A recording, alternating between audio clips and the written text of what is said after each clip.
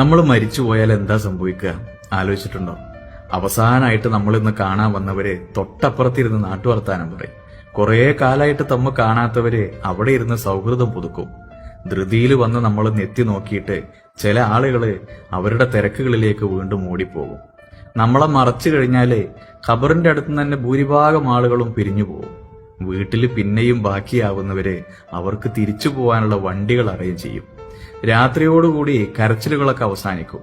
നാട്ടിലെ കച്ചവടവും രാഷ്ട്രീയവും ആഘോഷങ്ങളൊക്കെ ഒരു മുടക്കമല്ലാതെ പതിവ് പോലെ നടക്കും.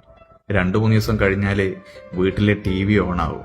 ആദ്യം വാർത്ത വരും, പിന്നെ സിനിമയും കോമഡികളൊക്കെ ആയിട്ട് അവരും ചിരിച്ചു തുടങ്ങും. ജീവിതം എത്രമാത്രം സിമ്പിളാണ് അല്ലേ? ഇല്ലാതായിപ്പോയത് നമ്മൾ മാത്ര. അതുകൊണ്ടുള്ള കാലത്ത് അറിഞ്ഞാസ്വദിച്ച് നമുക്ക് വേണ്ടി നമുക്ക് ജീവിക്കാൻ പറ്റണം.